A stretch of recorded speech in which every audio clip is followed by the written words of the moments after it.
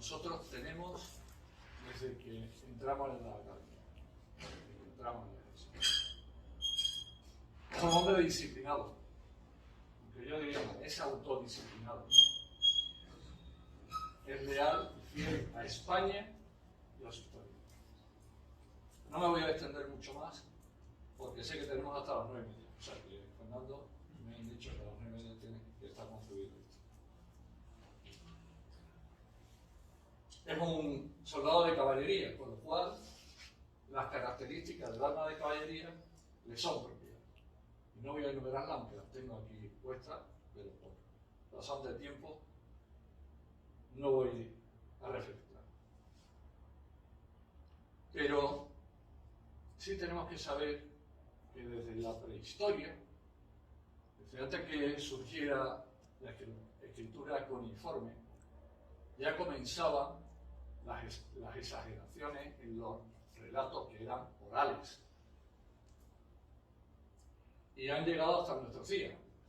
Flavio Josefo, por ejemplo, si alguien ha leído el ensayo de don Julio Caro Baroja, Las falsificaciones de la historia, verá cómo don Julio habla de Flavio Josefo y de sus medias verdades en los escritos que no han llegado a nosotros. Claro, de ahí surgen mitos que luego llegan a nosotros y que tomamos como históricos. Nadie puede negar la utilidad de los mitos para lograr elevar la moral de grupos de personas, en nuestro caso de grupos de soldados.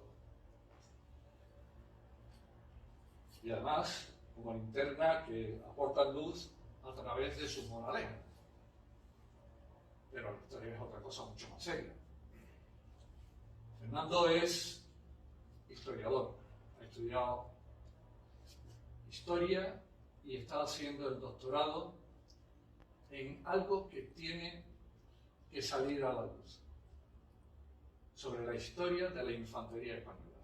Él es de caballería, pero en vez de hacer la tesis doctoral sobre su arma, que está bien plasmada, la quiere hacer sobre la infantería española. Aquí nos va a desvelar, creo que algunas cosas de su trabajo. Él ha bebido, no se puede decir que ha bebido como yo bebo, de Google. Bebo de Google, pero del Google Book, o como se llame esto, que de ahí saco las fuentes sobre las que me orientó Fernando Modabudo. Fuentes primarias, con lo cual sé que tengo cierta certeza en lo que estoy descubriendo y lo que estoy plasmando en algunos escritos que estoy haciendo. Ha bebido en Simancas, ha bebido en la biblioteca del Archivo General Militar de Madrid y sobre todo de un civil que era un amante de los tercios y que ha sido su maestro, Juan Luis Sánchez Martín, que según él es la autoridad más elevada en la genealogía de los tercios. La historia es una disciplina liberal. Parece que todo ha pasado, pero realmente estamos descubriendo constantemente. Tanto es así que en 1847, 1856 se escribieron unos álbumes, se escribieron unas organizaciones de los ejércitos por determinados autores que han llegado hasta nosotros. Hablamos de José Ferrer Couto y hablamos del conde de Clonar, del teniente general conde de Clonar.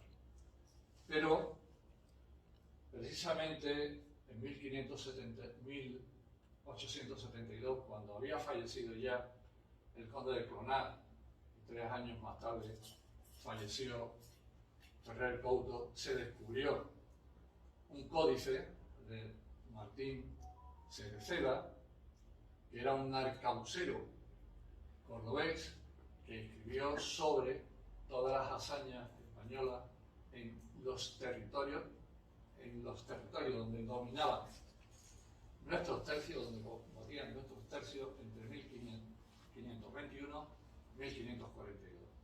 Y esa ha sido una fuente primordial para darle un cuerpo completo a la historia. Por lo menos a mí me ha convencido completamente.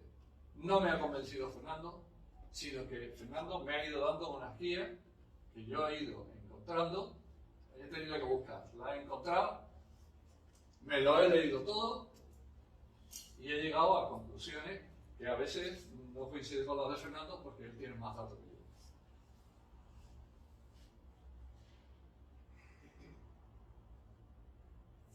Decía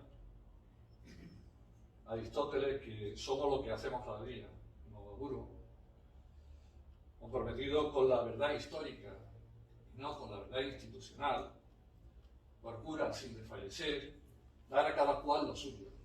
Porque, como él me dijo en una ocasión, en una de sus cartas, nadie debe de apropiarse de lo que no es suyo, de lo que es común, en este caso, a toda la infantería española. Sin embargo, hay unidades que se apropian de hechos que no le corresponden. He leído a veces como en Facebook, en su muro de Facebook, hace publicaciones, como algunas personas le insultan, notando que no tiene idea de lo que está diciendo. Fernando, desde luego, si algo tiene, son datos. Con esos datos rebate y deja callado normalmente a las personas que sin fundamento ha llegado al insulto. Porque, como dice otro de los lemas de esa empresa, Salloy, los datos acallan las opiniones. La información calla opiniones. Y eso es lo que le está sucediendo. Fernando está recuperando y dando a conocer para la historia militar de España un gran volumen de fuentes primarias que han permanecido durante siglos enterradas en bibliotecas. Eso ocurrió al códice que comentaba yo anteriormente. Gracias a su trabajo, que está lleno de generosidad y de valentía, podemos acceder a obras que enriquecen nuestra historia y desmontar estructuras falsas sobre las que se han construido edificios robustos. Tanto es así que no hay manera de convencer, a pesar de que los datos existen. María Zambrano escribió que los historiadores suelen estimar como hechos históricos a los que cumplen la condición de ser considerados ante los ojos de quien lo estudia como decisivo y trascendente. Steiner escribió que lo que no se nombra no existe. Y por otro lado, Don Miguel de Cervantes pone en boca de Don Quijote la siguiente frase: entre los pecados mayores que los hombres cometen, aunque algunos dicen que es la soberbia, yo digo que es el desagradecimiento, atendiéndome a lo que suele decirse, que de los desagradecidos está lleno el infierno. Nosotros agradecemos a Fernando su presencia y sus aportaciones basadas en datos extraídos de fuentes históricas primarias que tratan de hacer justicia al mostrarnos los hechos históricos que afloran, que hoy comparte con todos nosotros y que desentierran con gran respeto los acontecimientos que en muchos casos son propios de toda la infantería española. Y porque aquí, a lo que sospecho, no adorna el vestido al pecho, que mi pecho adorna el vestido. Damas, caballeros, con ustedes, Fernando Moga.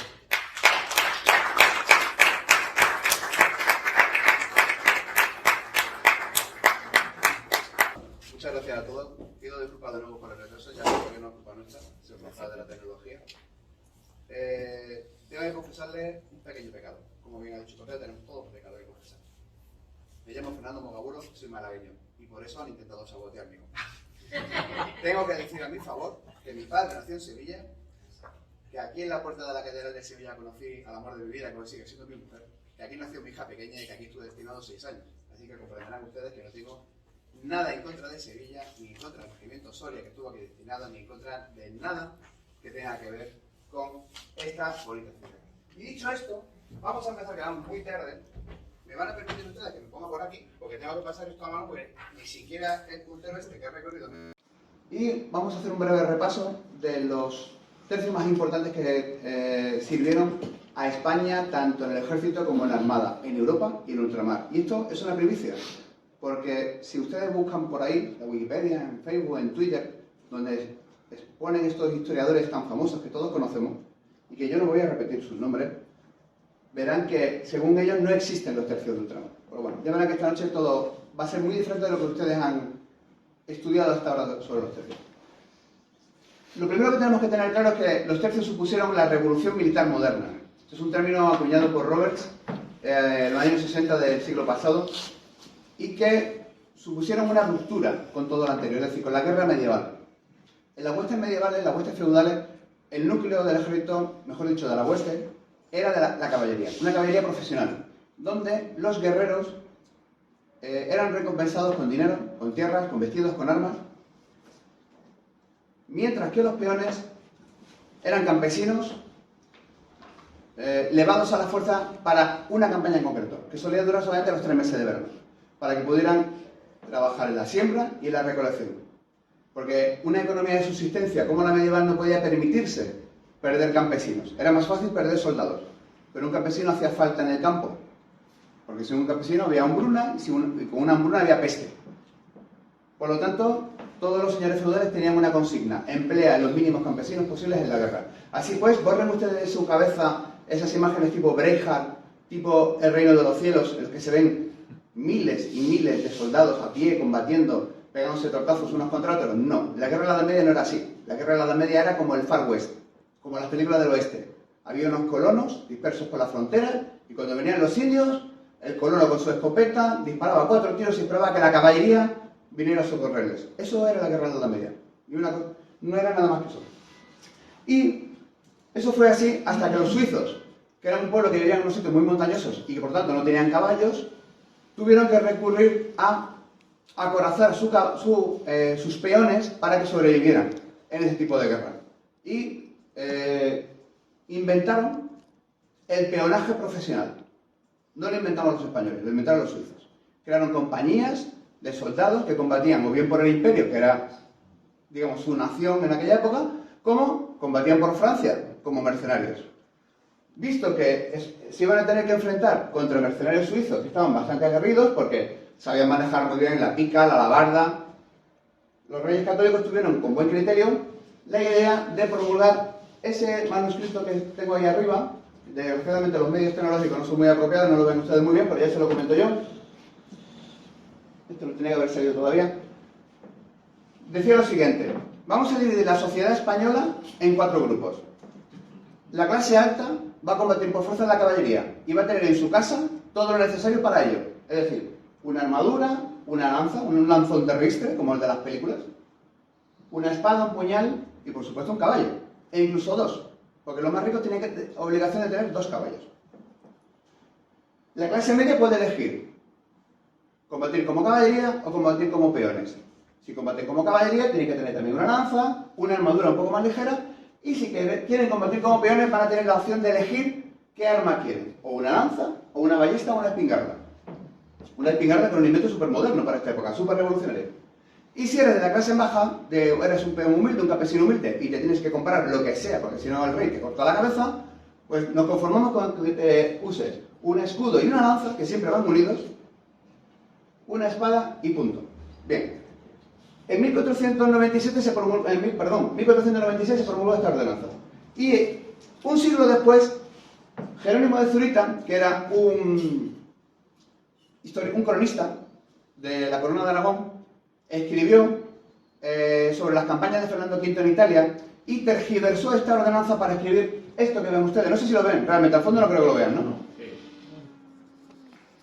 Los peones, que así se llamaban en esta época, y mucho después, se dividían en tres partes. Un tercio con lanzas, un tercio con escudos y un tercio de ballesteros y espingarderos. Es decir, que lo que hizo Zurita fue coger estas tres partes, estas tres posibilidades que tenían los peones de combatir con lanza, ballesta o espingarda, y las dividió a su libre albedrío. Y les llamó tercios. Esto ha llevado a la gente, a los historiadores, que suelen buscar sus fuentes en la Wikipedia, en los kioscos, en las librerías, a pensar que este es el origen de la palabra tercio. Cualquiera que haya pasado por el archivo de Simancas sabe que no es así. Esto fue, lo que hizo Zurita fue hablar de partes, las partes en las que se dividía el peonaje en Castilla. Y además cometió el error de separar los escuderos de los lanceros. Cuando ya ven, bueno, lo verían si se viera aquello, en la ordenanza decía que todo el que llevara lanza tendría que llevar un escudo, porque en aquella lanza la lanza no es una pica de 6 metros, una lanza pequeñita, como la que utilizaban los griegos o los romanos, y todos ellos, como ustedes saben, se armaban también con su escudo, para formar una especie de falange. Pues los reyes católicos hicieron lo mismo. Es decir, que cuando ya Zurita habla de un tercio de escudados, error. Esto ha llevado a muchos historiadores a pensar que este es el origen de los tercios y que además una parte fundamental de los tercios era el famoso rodelero, el señor que va a la guerra con una espada y con un escudo. Falso. Luego veremos sobre eso. Como vamos mal de tiempo, vamos a avanzar. En 1503, esos peones que estaban en Italia combatiendo con el gran capitán, por primera vez recibieron el nombre de infantería. Este es el origen de la infantería española. La caballería tenía una antigüedad inmemorial. Nadie sabe desde cuándo llegaron aquí los primeros Yamnaya a caballo. Yamnaya es una tribu que viene de Ucrania, por cierto, ahora está de moda. Pero la infantería nació en 1503, en abril concretamente. En la lista de revista de marzo, tienen ustedes las compañías que estaban en Nápoles con el gran capitán y se llamaban peones, y en la lista de abril se llamaban infantes. ¿Por qué? Muy simple. Porque habían adoptado como arma básica la espingarda. Infante es como se le llaman los italianos al peón, al vasallo. Hay algunas tradiciones que dicen que es el fantinine de mudo. Bueno, es decir, el lacayo, en otras palabras. Y así es como se llamaban los peones españoles cuando estaban en Italia. Hasta esta muestra de abril de 1503, concretamente la compañía de Diego de García de Paredes. Y ahí ven el fragmento original, no me lo estoy inventando. Como van a ver a lo largo de la presentación, les voy a poner fragmentos de manuscritos del archivo de Simancas que van a corroborar todo lo que yo digo. Bien, pues una vez que se había organizado la infantería por primera vez como un arma profesional, no como campesinos llevados a la fuerza, sacados de su campo durante 3 meses con un casco, una espingarda, que a los 3 meses se la quitaban y lo volvían al campo. No, a partir de ahora van a ser soldados profesionales exactamente igual que los jinetes. Pues al año siguiente los agruparon por primera vez en una unidad llamada coronelía, que viene del italiano colonelo, que significa jefe de columna. Es decir, por primera vez esos peones, esos campesinos, van a tener una equiparación orgánica con las unidades de caballería que hasta entonces se organizaban en mesnadas, en huestes, etc. Estas coronelías, una vez que se conquistó Nápoles ese mismo año, de 1504, pasaron a África. Primero conquistaron Mazalquivir, luego Orán, Bujía, Trípoli, y en 1510 sufrieron un percance en los Helves. Fueron masacradas. Solo sobrevivió de 9 coronelías, solo quedaron 1500 soldados, que llegaron a Italia y allí fueron reforzados con una nueva coronelía mandada por un tal Zamudio, Cristóbal de Zamudio, y todos ellos fueron de nuevo masacrados en la batalla de Ravenna por los franceses. Y allí murió Zamudio, y allí esas coronelías españolas que estaban en Nápoles desaparecieron. Porque inmediatamente el rey firmó la paz y la corona en 1512 no podía permitirse tener a una infantería desocupada y a unos infantes repartidos por las casas de los vecinos de los pueblos, creándoles disturbios, malestar, era caro, y además los soldados ociosos cuando no están en la guerra pues provocaban, ya saben ustedes, no les voy a contar.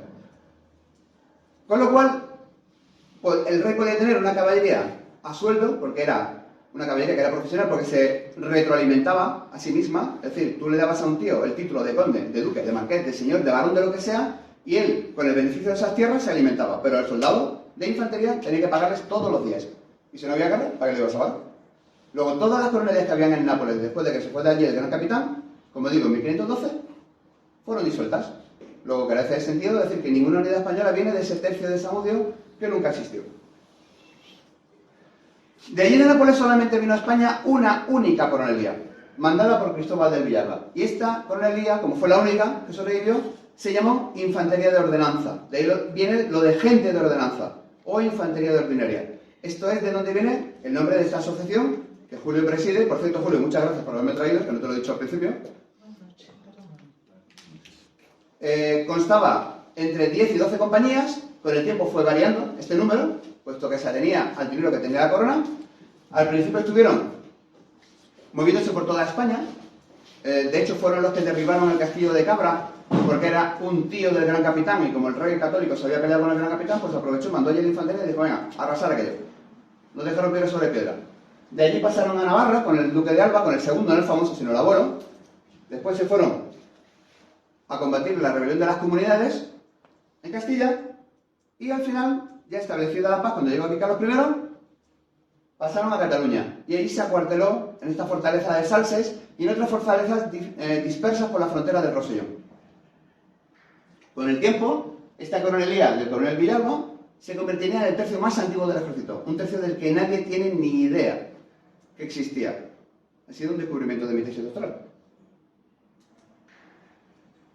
Cuando estalló de nuevo la guerra contra Francia en Lombardía en 1521, obviamente costaba más caro llevarse la infantería ordinaria de Cataluña hasta Italia que contratar nuevas compañías, porque allí en Italia había quedado mucha gente, veteranos del gran capitán, que se habían quedado ya a buscarse la vida y habían trabajado como mercenarios para Génova, para Venecia, para Milán, para Suiza, para Francia.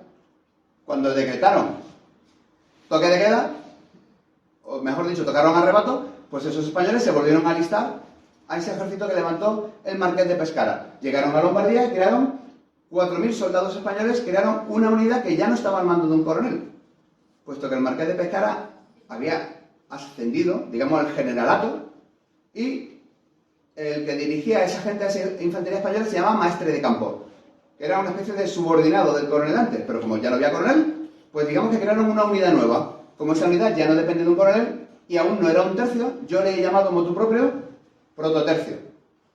Algo que va antes del tercio, después de la coronelía. Concretamente, en la batalla de la Bicoca había uno, mandado por Juan de Urbina. Ese es el famoso prototercio del que todo el mundo habla, de que humilló a los suizos, les causó no sé cuántas 300.000 bajas, y los españoles no sufrieron ninguna. Mentira, los españoles sufrieron bajas como los suizos.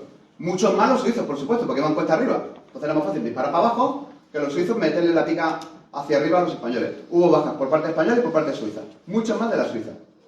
En la batalla de Pavía ya había un segundo prototercio, mandado por Juan de Mercado. Yo creo que estos dos prototercios, con el paso del tiempo, darían lugar a los tercios de Sicilia y de Nápoles. Pero 1530 es un año muy complicado en Simancas, porque hay muchísima documentación, hubo una huelga de los españoles, se disolvieron muchas compañías y no lo tengo claro, pero yo creo que dieron lugar a esos dos prototercios, pero también puede ser que todas estas compañías se disolvieran y que los tercios de Sicilia y Nápoles se crearan de nuevo. Eso es un trabajo todavía que tengo por acabar en mi tesis doctoral. Sea como fuere, en 1532, bien esos dos prototercios o las compañías que descendían de ellos, marcharon con el emperador a Viena para detener al sultán otomano, que estaba ya a las puertas de la ciudad, estaba a punto de tomarla, con un ejército de casi 100.000 otomanos. Allí en Viena había ya otro prototercio que habíamos mandado antes con Luis de Ávalos, que había mandado ya al emperador para defender aquello, pero como no era suficiente, pues fueron allí esos dos prototercios de Urbina y de Mercado. Para hacer una especie de maniobra distractoria, de distracción, se mandó un nuevo prototercio que estaba en Sicilia, no sé muy bien de dónde viene, creo que puede ser uno que había llegado a Calabria en el año 28, pero me puedo equivocar, ya les digo que todo estos años 30 son muy complicados. Sea como fuera, en el año 32, un tercio mandado por Jerónimo de Mendoza lo mandaron a tomar la fortaleza de Coroni para servir de distracción, mientras que el emperador, con sus 2 prototercios, atacaba a Viena. Una vez tomada la fortaleza de Coroni, que no les causó tampoco mayor problema, porque nadie quería que Peñasco, imagínense dónde está, a mitad de Grecia, ese prototercio pasó en 1535 a guarnecer el ducado de Lombardía, perdón, el ducado de Milán, que se acababa de incorporar a la corona española. Y ese mismo año, los 2 prototercios que habían estado en Viena marcharon a Túnez, conquistaron Túnez. Y allí en Túnez dejaron una serie de compañías que dieron lugar a un nuevo prototercio. Al año siguiente, en el 36, se crea el 6º prototercio, mandado por Garcilaso de la Vega, que aparte de ser un poeta muy famoso, era amigo del personal del emperador y había mandado una compañía de caballería en Túnez. Junto con los prototercios de Nápoles y de Sicilia y de Lombardía, los 4, intentaron conquistar Marsella, porque el emperador retó al rey de Francia y dijo: mira, en vez de matarnos aquí los soldados unos con otros, te reto un duelo. Un duelo en plan caballería medieval. Nos pegamos tú y yo unos par de lanzazos y el que gane se lo queda todo. Se queda Lombardía, se queda Nápoles, se lo queda todo. El rey de Francia no quiso ni contestar siquiera y Carlos despechado invadió Francia. Intentó tomar la fortaleza de Marsella, pero no pudo conseguirlo. Y durante la retirada murieron más soldados españoles por culpa de la peste que por las balas francesas. Entre ellos el propio Garcilaso, que recibió una pedrada en la cabeza. Cuando llegó a Génova, el emperador firmó este documento del que todo el mundo habla, aunque nadie lo ha visto. Y ustedes habrán leído en internet cientos y cientos de páginas hablando de él. De entrada no se llamaba ordenanza, era una instrucción. Y por supuesto no había sido promulgada en 1534, como también podrán leer ustedes, sino en 1536. Y esto no es mi opinión, que lo dice el propio documento, basta con leerlo. En ese documento se hablaba de la caballería, de la infantería alemana, de la infantería italiana y de la infantería española. Y la infantería española aparecía dividida en 3 tercios. Hay muchos historiadores, como no se ha leído esto, pues dicen: no, eso fue una revolución. Carlos I se levantó con resaca y dijo: a partir de mañana mi ejército no lo quiero dividido en coronelías, sino en tercios. Pues no. Y también es falso que hubiera 3 unidades, puesto que ahí se habla de 3 tercios, el de Nápoles y Sicilia, el de Lombardía y el de Málaga. Pero, si seguimos leyendo, veremos que hay 4 maestres de campo. Y exactamente igual que ahora en el ejército español, si usted tiene 4 coroneles, tiene 4 regimientos, pues en aquella época, que no eran más tontos que nosotros, si tenían 4 maestres de campo, tenían 3 tercios. ¿Por qué le llamaron tercios y no cuartos? Se preguntarán ustedes con toda la razón. Pues muy fácil. Porque el emperador lo único que había hecho era darle instrucciones. O sea, no promulgar una ordenanza como Carlos III diciendo: yo quiero mi ejército de esta forma. No. Se había limitado a dar unas instrucciones a sus pagadores para que abonaran los atrasos a la infantería que había intentado tomar Marsella, y a los cuales se le debían 3 o 4 meses de sueldo. Y lo hizo de esta forma: a la primera parte del ejército le vamos a pagar a finales de septiembre. Y en esa primera parte entraban las 12 compañías que habían pasado por Sicilia unos meses antes, al mando de Álvaro de Grado, que eran las descendientes de las de Juan de Urbina, que habían estado en la Bicoca, y eran 9 compañías procedentes de Nápoles, que eran las descendientes de las que habían estado con Juan de Mercado en la batalla de Pavía. Y que ahora las mandaba Rodrigo Ripalda. A eso les pagó a finales de septiembre. Primera parte, primer tercio. Segunda parte, segundo tercio. Jerónimo de Mendoza, 7 compañías que ya estaban destinadas a Lombardía desde el año anterior. Bueno, diciendo ese ducado que ya, desde 1535, era español. Tercera parte, o tercer tercio. Las compañías que habían llegado de Málaga con Garcilaso, que como Garcilaso lo habían matado de una pedrada, pues había cogido el relevo Juan de Barra. Bueno, pues esto es todo. No hay más. Este es el origen de los tercios. Todo lo que ustedes lean, que si era la tercera parte de una región romana, que si tenían 2000 efectivos, que si no sé qué, no sé cuánto, todo es mentira. Esto es lo que dice la instrucción de Génova, no dice nada más. Solamente habla de pagar, porque es una instrucción de pago. Y se les pagó en 3 partes. La infantería dividida en 3 partes son 3 tercios, punto. Pero había 4 unidades. Ahí las tienen. Como a muchos historiadores de estos que aprenden la historia en Twitter no les cuadra esto de calla, coño, Sicilia, Nápoles, Lombardía, Málaga, ¿qué pinta hay Málaga?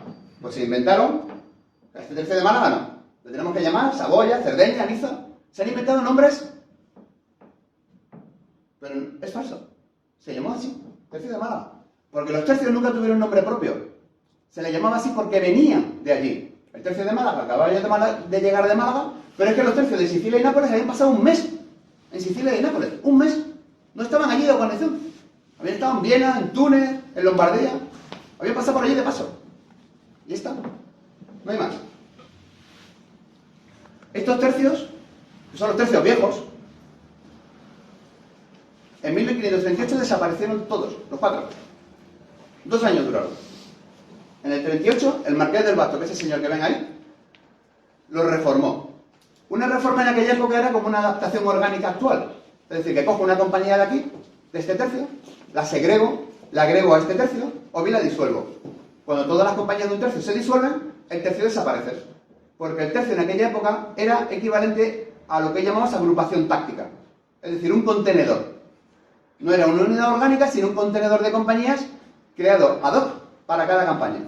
Y en el cual entraban y salían las compañías cada año. Bien, pues el marqués de Basto decidió reformar 3 de ellos. ¿Por qué? Porque había descubierto que los capitanes realizaban 2 tipos de fraudes. Por un lado, se quedaban con la pasta de los soldados muertos y por otro lado, aceptaban sobornos de las autoridades municipales para alojar a los soldados en las casas de los vecinos más pobres, incluso en las cuadras y en las porquerizas. Y no en las de los ricos que les molestaban. Obviamente los soldados se pusieron en huelga. Eso llegó a oídos del marqués del Basto, le cortó la cabeza a la mitad de los capitanes y a la otra mitad la mandó para España de vuelta. O sea, los 3 tercios desaparecieron.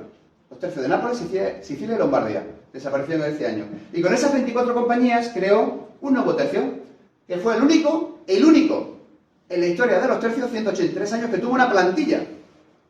Esta.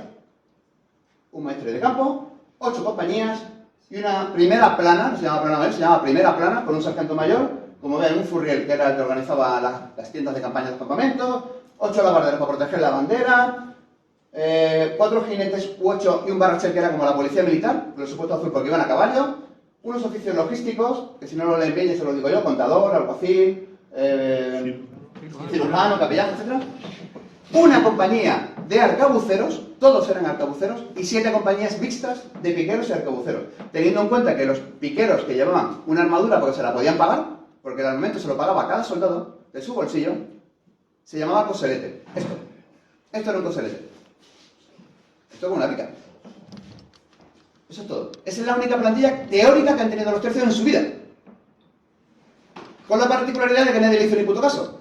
Y los tercios tuvieron durante 183 años el número de compañías y el número de soldados que podían. Había tercios con una compañía y tercios con 30 compañías. Había compañías con 40 soldados y compañías con 400 soldados. Todas las plantillas que ustedes se encuentran en la Wikipedia, falsas. Falsas. No había más. En 1632, Felipe IV hizo una ordenanza y se inventó unas plantillas. Bueno, más que Felipe IV sería Olivares, porque Felipe IV no estaba para esas cosas. Bastante tenía con cazar allí en el Prado. Olivares. Nadie le hizo ni caso, porque en aquella época la cosa estaba todavía mucho peor. Si en 1538 era difícil que los capitanes tuvieran los soldados que les decían, un siglo después ni les cuento. Nunca hubo una plantilla oficial de los tercios. Esta solamente se publicó para este tercio este año. Por cierto, es el tercio de Lombardía. El segundo, no el primero, porque el primero ya estaba disuelto. Bien. Como ven aquí, una compañía de arcabuceros, 7 compañías mixtas, de piqueros y arcabuceros. Eso fue lo normal. Ya hubiera 15 compañías, siempre había 1 o 2 de arcabuceros y el resto mixtas. Nunca existió la compañía de rodeleros. Por tanto, es falso, también eso que se dice por ahí, de que los tercios se llamaban así porque había compañías de piqueros, de arcabuceros y de rodeleros. Volvemos a lo del escudo. La rodela era un arma individual. La podía llevar cualquiera que quisiera cargar con el peso. Pero, si tú eres piquero y tienes que llevar la pica con las 2 manos, ¿qué haces con la rodela? ¿Dónde te la cuelgas? ¿En la espalda? ¿Y para qué la quieres en la espalda? ¿Para que no te peguen de atrás una colleja? Pues no la llevas. Porque cada soldado, como digo, tenía que pagarse su equipo. No solo pagaba el rey. Y obviamente se pagaban el equipo imprescindible para que el rey le pagara el sueldo, que era de 3 escudos al mes. Si una rodela costaba un escudo, ¿quién se le iba a llevar la guerra si no le servía para nada? Si no la podía manejar, pues nadie, ¿eh? ¿Quién llevaba la rodela? Los alféreces que iban de oro y grana para proteger la bandera, con eso y con todo lo que podían ponerse por encima, para protegerse. Y los aventureros, que eran esos soldados que estaban en los tercios pero que no cobraban, que solamente sobrevivían a base del botín. El rey no les pagaba, pero iban allí por afán de aventura, como su propio nombre indica. Esos son los que llamaban la rodela. Y eso es lo que ustedes verán en los tapices con una rodela y con una espada. El soldado no cobraba a fin de mes si no llevaba su pica o su arcabuz. Esto es lo que hay. Lo demás son opiniones, pero esta es ciencia. En los manuscritos que ustedes ven en la lista de revista, que ustedes ven en el archivo de Simancas, todos los soldados llevan o pica o arcabuz. No hay ninguno con rodela, punto. Fernando, ¿te puedo hacer una pregunta? ¿Esos aventureros, orgánicamente, en dónde se integraban? Estaban agregados al tercio. Ya he dicho que el tercio no era una unidad orgánica, como un regimiento actual. Tú en el regimiento actual, en el regimiento Soria, tienes una plantilla orgánica. Un coronel, una plana mayor, 2 batallones, 3 compañías cada batallón, 5 compañías cada batallón. Los aventureros estaban aparte, agregados. ¿Dependiendo de un capitán o algo? O... No, agregados. No cobraban. Ellos combatían junto al tercio. Pero a la corona le daba igual que hubiera un aventurero que 100. El aventurero se buscaba la vida en el combate. Llevaba su propio equipo como cualquier soldado, pero es que encima el soldado cobraba a final de mes 3 escudos.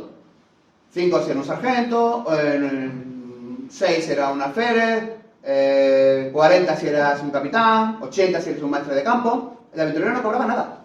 Iba allí por amor al arte. El botín. El botín. Entonces daba igual contar si tuviera 10 aventureros o 300. Cuanto más llevara, mejor. ¿Vale? ¿Aventurero es lo mismo que entretenido? No, el entretenido es el soldado que haya sido soldado antes, pero ha perdido su vacante. Porque su compañía ha sido reformada, o porque ha pedido una licencia, ha sido a España y cuando ha vuelto su sitio estaba ocupado por otro. Entonces, haciéndole la pelota al maestre de campo o al capitán general del ejército, le dan una plaza en ese tercio y ese sí que cobra. El entretenido sí que cobra. Pero cobra como entretenido. Es decir, que si cuando se ha ido de licencia era capitán, cuando vuelve, no le pagan los 40 euros porque no manda una compañía, pero por lo menos si era arcabucero le pagan pues los 3 euros del piquero más la ventaja del arcabuz. Escudo. Perdón, bueno, ¿se ha dicho? Euros. Ya quisiera que esa gente cobrara euros. O nosotros cobrar, no sé, al cambio no sé, ¿eh? Porque con 3 escudos, un soldado sobrevivía. Hoy ya con 3 euros. Bueno, pues ese es el origen de los tercios. Ustedes escucharán muchas historias, muchas leyendas, muchos mitos, de gente que, ya les digo, se ilustra en los kioscos, en la Wikipedia, en libros escritos por periodistas. Pero cuando usted se va al archivo de Simancas, esto es lo que encuentra. Esta es la historia. No lo digo yo, lo dicen los papeles. Avanzamos, que vamos tarde. Como todos los tercios de la serie originales, esos 4 primeros tercios habían desaparecido en 1538, por cierto, que no lo he comentado. Esto que ven aquí es una ilustración de Pablo Auterat sobre el asedio de Castilnuovo. Y en Castilnuovo, que era una fortaleza que también estaba en Grecia, como la de Coronel, allí desapareció el tercio de Málaga, que no fue reformado por Bastos, fue el único que se libró de la reforma. Este tercio tuvo, por lo menos, la honra de ese mismo año morir con las botas puestas. En Castilnuovo, matados por los otomanos, no quedó ni en el tátar. Bueno, porque los tercios no eran invencibles, y eso fue lo que ocurrió, por ejemplo, a los tercios de esta serie 2. Yo le llamo como los BMW. Igual que los BMW tienen serie 2, serie 3, serie 4, pues yo igual. Los tercios tienen series. Tenemos que mentalizarnos en esto, que es una cosa que los historiadores no han querido ver. Al final explicaré por qué no lo han querido ver. Pero quédense con esto. Serie 2. Han desaparecido la serie 1, el emperador que necesita soldados allí en Italia, crea la serie 2. Y crea todos estos nuevos tercios. Lástima que no se vea bien. Nápoles 2, Sicilia 2, Lombardía 2, Hungría 2, Florencia, etcétera, etcétera. De los cuales el de Hungría, el de Bona y el de Lombardía sufrieron una derrota estrepitosa en Cerisoles. Una batalla que la gente habla de Rocroi, pero es que en Cerisoles no quedó ni el tato. Esto es una prueba del desconocimiento de la historia militar. Cerisoles fue un desastre, pero nadie habla de ella. Es una batalla que demuestra que los tercios no eran invencibles, tenían derrotas y victorias. Y por supuesto demuestra que nadie temía a los soldados españoles, que es otra cosa que se comenta mucho por internet, vosotros lo sabéis. Soldados españoles temidos y invencibles. No, nadie le tenía miedo a un soldado español. El suizo no le tenía miedo al español, y el español no le tenía miedo al holandés. Igual que si ahora vamos a la guerra de Ucrania, yo no tendría miedo a un soldado ruso. Un soldado normal y correcto. Tendría miedo de que los rusos me tiraran una bomba atómica encima. Pues eso pasaba en aquella época. Nadie le tenía miedo al soldado español. Por eso estuvimos 200 años combatiendo y nadie se replegaba nada más vernos. ¡Oh, han llegado los españoles! ¡Vámonos! No. Tuvimos tantas derrotas como victorias. Esta de Cerisoles fue una de ellas. Después nos fuimos, estos tercios de la serie 2 se fueron a Alemania. Con Carlos V, que era un rey de los de antes, con su caballo Lanzenristre, fue allí a combatir en Mulberg contra los protestantes. Y con él 3 tercios. El de Nápoles, el de Sicilia y el de Hungría. Con la particularidad de que si ustedes leen las crónicas de la batalla de Mulber no aparecen esos tercios tal cual, yo se lo estoy diciendo. Porque el de Nápoles había ido, fue a Mulber desde Nápoles y aparece en las crónicas como el tercio de Nápoles, pero al año siguiente se fue a Hungría. El tercio de Sicilia, primero había ido a Flandes, luego había ido a Hungría y luego fue a Mulber. Total, en las crónicas de la batalla de Mulber aparece como tercio de Hungría, porque venía de Hungría. Y el tercio de Hungría II, que primero se había creado expresamente para ir a Hungría en 1938, cuando llegó a Mulber, llegaba de Lombardía. Por lo tanto, en las crónicas de la batalla de Mulber aparece como tercio de Lombardía. Y luego se fue a Flandes, donde fue el protagonista de la batalla de San Quintín. ¿Qué quiero decir con esto? Pues que tenemos que tener mucho cuidado a la hora de calificar a los tercios con esos nombres, porque en realidad no son nombres propios, son alias. Alias. Fernando el Católico. Fernando se llamaba Fernando de Trastámara, pero nadie sabe que se llamaba Trastámara, que es su apellido. Le pone todo el mundo lo de católico. ¡Hala, ya está! Pues los tercios igual. Los tercios no se llamaban así, los tercios se llamaban como su maestre de campo. Y cada vez que había un relevo, le cambiaban el nombre. Y cada vez que un tercio se movía de un sitio a otro, le iban cambiando el nombre. Y fíjense que el tercio, que en 1538, después de la reforma del Marqués del Basto, se creó para ir a Hungría, con la gente que había sobrado de ese primer tercio del que habíamos hablado, luego marchó a Lombardía, y claro, cuando estaba en Mulber, decían, no, el tercio de Lombardía. Pero el tercio de Lombardía este no es el tercio de Lombardía que estaba en Milán, es un tercio que había venido de Lombardía, y que luego marchó a Flandes. Y cuando naufragó, porque tuvo la mala suerte de que en 1560 lo echaron los holandeses de allí de Flandes, y vino para España, todas las galeras naufragaron en la bahía de la Herradura, en Granada. Y allí el tercio murió, entero, 4.000 hombres. Y en las crónicas decía, coño, es que ha desaparecido el tercio de Flandes. Ese tercio de Flandes antes era el de Lombardía y antes había sido el de Hungría. Por lo tanto, tenemos que tener muy en cuenta esto en cada batalla, de qué tercio estamos hablando, porque iban cambiando de nombre según iban de un sitio a otro. Esto es muy importante. Los tercios no tenían nombre propio. Se lo hemos puesto nosotros, los historiadores, después. Y da lugar a muchos errores, como veremos después. Desaparecido el tercio este después de San Quintín y después del naufragio de la Herradura, ya no quedaba ningún tercio de la serie 2. ¿A quién mandamos a que defienda Italia? Pues el emperador, como en criterio, crea los tercios de la serie 3. Ya les digo, como la BMW. El tercio de Nápoles 3, Sicilia 3, el de Cerdeña 1. Bueno, todos no llevan el número 3, llevan el número 3 los que van repitiéndose. Los nuevos no lo llevan. El de Cerdeña es la primera vez que aparecía, pues no le ponen número. El de Córcega fue el único que hubo de Córcega, no le ponemos. ¿Me entienden? Bien. Estos tercios de la serie 3 participaron primero en la guerra de Siena, en la guerra de Córcega, que son esos tapices tan chulos, que de estilo manierista son una pasada, de bonitos, y son muy desconocidos, por cierto. Después socorrieron Malta, son los famosos tercios del socorro de Malta, que por cierto, en Malta solamente había 3 compañías del tercio de Sicilia, los demás llegaron después y no pegaron un tiro. O sea, lo meritorio fue estar allí en Malta, con la orden de San Juan. Los tercios no hicieron nada, cuando llegaron allí ya los turcos salieron corriendo. Solamente 3 compañías del tercio de Sicilia desaparecieron allí enteras. Y después, estos tercios de la serie 3 marcharon con el duque de Alba a Flandes, en 1567. Y inauguraron el camino español, aunque no eran los primeros tercios que estaban allí. Ya hemos visto que el de Hungría había pasado por allí, era el tercio de San Quintín. ¿Vale? Felipe II era un tío muy trabajador, pero se ve que de la cabeza no anda muy bien. Porque pensaba que esa guerra le iban a acabar el duque de Alba y los tercios viejos acababan con aquello en 2 meses. No fue así. Estuvieron allí 80 años. Y se volvieron con el rabo entre las piernas. No consiguieron derrotar a los holandeses. Solo sobrevivió de esos tercios el de Sicilia 3. Fue el tercio más antiguo que regresó de Flandes. El único que regresó de Flandes y además el más antiguo. El de Sicilia 3. Hoy día es el regimiento Galicia, que está en Jaca. Y además comparte historial con el regimiento Reina, que está en Córdoba. Luego les explicaré por qué si no da tiempo. Como esos tercios no volvieron de Flandes, pues hubo que crear la serie 4 para defender Italia, que era lo de siempre. Alguien tiene que estar en Italia defendiendo aquello, porque estaban los turcos, dando todo el día por saco. Se creamos los tercios de la serie 4. Son los tercios que se embarcaron para combatir la batalla de Lepanto, en la cual, como todos saben, también estuvo Miguel de Cervantes, como soldado de 3 tercios sucesivamente, del tercio de Moncada, del tercio de Figueroa y luego del tercio de Sicilia. ¿Por qué pasó de uno a otro? Porque se iban reformando, se iban disolviendo esos tercios. Estos tercios de la serie 4 son también los que luego conquistaron Portugal con el duque de Alba. Y allí se quedó uno acuartelado, el tercio de Lisboa, que se quedó en esta torre de Belén, que los que hayan estado en Lisboa la conocerán, que es preciosa, y en el castillo de San Jorge, que está allá al final de Lisboa. Pues allí había un tercio de esta serie 4. Y otros 2 tercios de la serie 4 marcharon con Juan de Austria a los Países Bajos, el tercio de Flandes y el de Italia. Estos tercios los pasaron canutas, porque fue una época en la que no se les pagó. Siempre se pagaba mal, pero en esta época es que no cobraron, tuvieron casi un año sin cobrar. Y los tercios se amotinaron.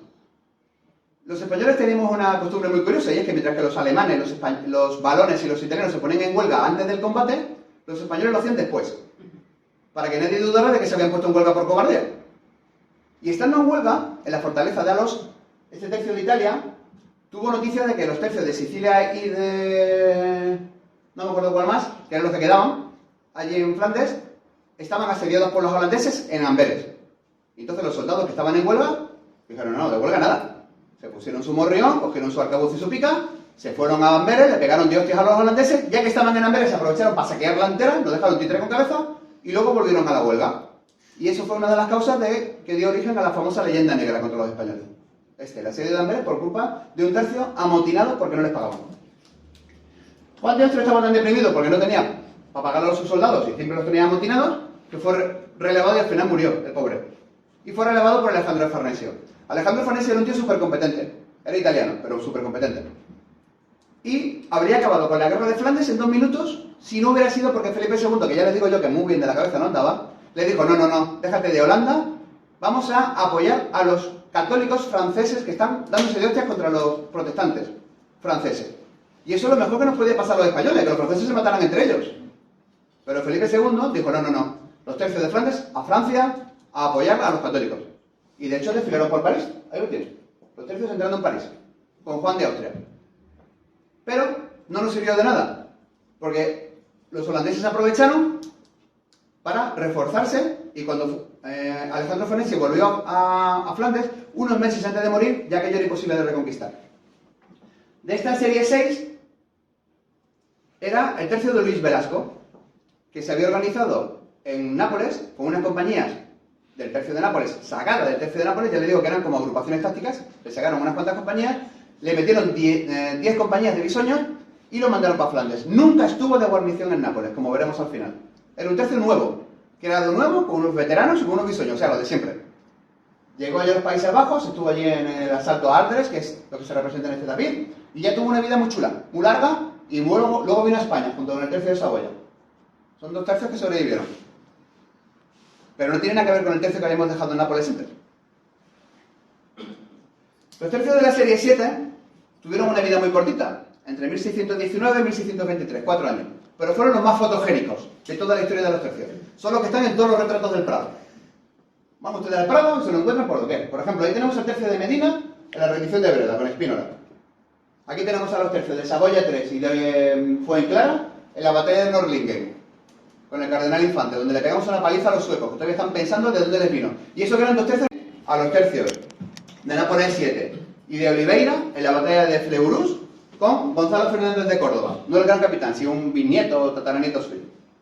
Si hiciéramos un zoom con un dron sobre esta batalla, podríamos aprovechar para ver cómo combatían los tercios. No sé si se ve bien ahí al final. Todos los piqueros se reunían en un cuadrado, en un rectángulo, o cuadrado, depende del terreno, todas las picas juntas, dejando las banderas en el centro, rodeadas por sus alféreces y por sus escoltas, que eran alabarderos siempre. Alrededor de los piqueros había arcabuceros, los propios arcabuceros que llamaban las compañías de piqueros. Y por delante y por detrás, aquí y aquí, unas mangas, que se llamaban así porque parecen las de un jersey, de mosqueteros. ¿Por qué formaban de esta forma tan curiosa? Pues para defenderse de la caballería, que nunca ha tenido nada de tonta, y no querían verse ensartados con un pinchito por uno, las picas, y hacían esto. Esta maniobra tan curiosa que se llamaba caracola. Avanzaban galopando hasta donde estaba el tercio, disparaban a bocajarro y volvían para atrás a recargar. O sea, la caballería siempre ha tenido un papel preponderante en todas las batallas, incluso en la edad moderna, aunque hay algunos que dicen lo contrario. Pero precisamente cuando falló la caballería, los tercios fueron masacrados. Por ejemplo, lo que pasó en Rocroi. En Rocroi, el duque de Alburquerque, que mandaba la caballería española, cargó contra la francesa, la destrozó, la puso en fuga, se apoderó de la artillería y estaban clavando los cañones de la artillería francesa cuando el maestre de campo general español, que se llamaba, era el conde de la Fontaine, no dio orden a los tercios de avanzar. Con lo cual, le dio tiempo a los franceses de recuperarse y volvieron a avanzar, recargaron echaron a los franceses, a la caballería española del campo, recuperaron sus propios cañones y ya se dedicaron tranquilamente a bombardear a los tercios españoles hasta que los masacraron. Y los fueron rindiendo uno a uno. Uno de los que se rindió fue el futuro regimiento Soria, que no fue aquí donde recogió ese apelativo del tercio de la sangre. Por cierto, apelativo inventado por Clonar. En ninguna crónica de los Países Bajos se habla del tercio de la sangre para nada, ni del tercio de nada. Esos son inventos de Clonar.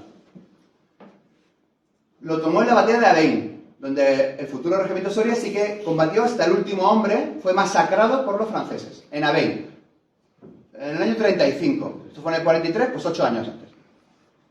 Y también es falsa esa frase de ¡ay! ¡Qué bien luchar los españoles! ¿Cuántos seréis? Ah, no sé, contar los muertos. Falsa. Leyenda urbana. Eso se lo inventó un historiador italiano, bueno, historiador es mucho decir, un wikipédico italiano llamado Vittorio Siri. Y no se refería a un tercio de Flandes, sino a un tercio de Italia, de Lombardía, concretamente el tercio de Lombardía, ¿vale? Para que vean ustedes todas estas leyendas urbanas que circulan alrededor de esto y que no tienen base histórica ni científica. Bueno, pues ahí en Rocroi combatieron los tercios de esta serie 8, a la cual pertenecía este tercio de Nápoles 8, del que luego hablaremos sobre él. La serie 9 fue la única que no tuvo un tercio de Nápoles asociado. Ya no quedaban más. Fueron unos tercios que no tenían nombre propio, como ven. Salcedo, Monterrey, Agurto, Velasco, no hay ninguno que tenga un nombre de un sitio. Porque como les digo, esto era una cosa accidental. Todos estos tercios estaban en Flandes. Y como ya no había tercio en Flandes, sitios para darles nombre, pues cada uno se llamaba con el nombre de su jefe. Son los tercios que peor fama cosecharon. Son esos tercios de los cuales la propaganda francesa decía que eran decadentes, corruptos, inútiles. Pero lo cierto es que estos tercios estuvieron allí 40 años en Flandes y cuando murió Carlos II no habían perdido ni un palmo de terreno. El imperio estaba intacto cuando murió Carlos II. Solamente habíamos perdido el Franco Condado, o sea, el Ducado de Borgoña, donde no había ningún tercio español, lo defendían los propios borgoñones, y Portugal, del que luego hablaremos, donde tampoco había tercios de estos. O sea que los tercios en realidad nunca perdieron nada, a pesar de la mala fama que cosecharon estos pobres de la serie 9. A esta serie 9 también pertenecería esta agrupación táctica de españoles que fueron a Hungría a pelear para recuperar Budapest, pero que en realidad nunca constituyeron un tercio. Si lo hubieran hecho habría sido el Hungría 5, pero en realidad fueron allí, no sé si 1800 o 2000 españoles, aunque aquí la lápida que le levantaron en tiempos de la República solamente costaba 300, pero fueron más, al mando del duque de Béjar. Bueno, todos estos tercios de los que hemos hablado hasta ahora pertenecían al ejército, porque los tercios no se habían creado para defender, sino para ofender. Esto tiene que tener ustedes muy claro. El tercio se crea para ofender, es decir, para imponer la voluntad del emperador o del rey de España fuera de España. ¿Quién defendía España entonces? Pues una serie de castillos que teníamos en la frontera y las guardas de Castilla. Una unidad de caballería acorazada que, contrariamente a lo que dijo el conde de Clonar, no había sido creada en 1493, sino como mínimo un siglo antes, porque tengo pruebas, y yo creo que era incluso más antigua. Pero en 1431 me he quedado con manuscritos que demuestran que existía. Un error muy grave de Clonar. Además, cuando hacía falta, porque había que ir a una guerra civil, por ejemplo, cuando expulsamos a los moriscos de ahí de las Alpujarras, porque se rebelaron, pues se reclutaban tercios de la milicia concejil. Es decir, igual que en la Edad Media. Se cogía un campesino, se le ponía un morrión, un arcabuz y a la para el frente. 3, 6 meses y luego a tu casa. Tercios de la milicia. También había una milicia en Canarias, porque al rey no le merecía la pena mandar a Canarias un tercio, para que estuviera allí todo el día tomando batidas de coco en la playa. Eso costaba muy caro. Y los soldados causaban muchos disturbios cuando estaban parados. Los soldados tenían que estar en la guerra. En tiempo de paz eran nefastos, peor que el enemigo. Entonces, cuando atacaban los ingleses, por ejemplo, en esta ataque de Blake, un corsario inglés, a Santa Cruz de Tenerife, pues lo que se hacía era se levantaban tercios de la milicia en Canarias. Una milicia que, por cierto, de la que dicen descender los dos tercios de los dos regimientos que están ahora mismo en Tenerife y en Gran Canaria. El Canarias 50 y el Tenerife 49. Pero es mentira. Estos tercios tenemos mala fama. Lo dicen sus propios capitanes. Mira lo que decían ahí. Está la milicia nuestra dividida en 3 tercios, cuyas cabezas son 3 maestres de campo. O, por mejor decir, maestros del campo. Porque saben más de la vendimia y de recolectar uvas que de la guerra. Eran campesinos. Para evitar esto, Felipe II organizó en 1598 la Milicia General del Reino, que era como los tercios profesionales, pero como reservistas voluntarios. Si tú te alistas, tú me das tu nombre, yo te apunto, en caso de guerra te llamo, pero mientras tanto estás en tu casa, eres un reservista voluntario. Pues esa fue la idea de la Milicia General del Reino. El conde duque de Olivares, que fue un tío muy brillante, a pesar de que tenga tan mala fama, quiso llevar esa milicia más allá. Y dijo, yo quiero que esta milicia sea como la holandesa. Los holandeses no tenían ejército, tenían una milicia, esta que retrató Rembrandt en la Ronda de Noche. Y a pesar de que los tercios son los que tienen fama de invencibles, no conseguimos derrotarla. Las vencimos en todas las batallas, pero ellos ganaron la guerra. Al final Holanda se independizó. Y Olivares quería esto. Ya para esta época, Holanda ya era independiente y Olivares dijo, no, yo quiero en España una milicia como la holandesa. Y organizó lo que se vino a llamar la Unión de Armas, que eran 140.000 hombres repartidos entre todas las provincias del reino. Como ven ahí, a Castilla le cupo 44.000. Hay que tener en cuenta que en esos 44.000 castellanos entraban los andaluces, los extremeños, los gallegos y los vascos, que eran el 80% de los soldados de los tercios. Lo que menos había era castellano. ¿Quién iba a querer vivir en Ciudad Real en aquella época? Para dar ejemplo, el conde duque de Olivares creó su propio regimiento, que es el antecedente del actual regimiento inmemorial del rey, este que creó Olivares. Y convenció a unos colegas suyos, duques, condes, marqueses, de que crearan también sus regimientos. Se crearon 7 completos, como el de Olivares, y otros 7 solamente con los cuadros de mando. Y luego ya el rey les daría a sus soldados de la milicia. Tuvieron su bautismo de fuego en la batalla de Leucate, en Cataluña. Bueno, de hecho está más al norte de Cataluña, está ya en la frontera, en la parte de lo que hoy día es francesa, que en aquella época era española, el Rosellón. Capturaron la fortaleza de Leucate, pero como se durmieron a los laureles, porque eran milicianos, no eran soldados profesionales como los de Flandes, los franceses se recuperaron, reconquistaron la fortaleza y a estos tercios lo echaron todas a patadas. Bueno, el regimiento era un regimiento. Un desastre. Un desastre como el que hicieron los soldados cuando pasaron por Cataluña. Por lo visto, pues hubo robos, violaciones, asaltos, en fin. Los catalanes se sublevaron y se proclamaron independientes. Todos sabemos que a un catalán no le hace falta que le echen mucho para que se proclame independiente. Pues en aquella época igual. Y eso de Cataluña no tiene derecho a la independencia, porque es el único territorio de España que nunca ha sido un reino. Lo ha sido Asturias, Galicia, León, Badajoz, Sevilla, Córdoba, Jaén, Murcia, Valencia, Zaragoza. Pero Cataluña nunca. Bueno, pues son los que más la dan porque quieren la independencia. Y no les corresponde. Pues en aquella época ocurrió. ¿Qué pasó? Se proclamaron independientes. Y automáticamente los franceses invadieron Cataluña. Ah, ¿quieres ser independiente? Pues espérate. Los franceses invadieron Cataluña y estuvieron allí 12 años. Y los propios catalanes llamaron por teléfono al rey de España, Felipe IV, oye Felipe, ven a rescatarnos que aquí no hay quien viva con los franceses. Y Felipe IV, en vez de coger a los tercios de Italia y de Flandes y mandarlos a Cataluña, a echar a los franceses, cometió el error de reclutar una serie de tercios de la milicia. El tercio de Aragón, el tercio de Mallorca, el tercio de Valencia y el tercio de Navarra. Los únicos soldados profesionales de estos tercios eran los que estaban en estos castillos en tiempo de paz. El resto eran campesinos, artesanos, reclutados como siempre de la milicia para la ocasión. Resultado, la guerra duró 12 años y al final conseguimos echarlo de pura casualidad a los franceses.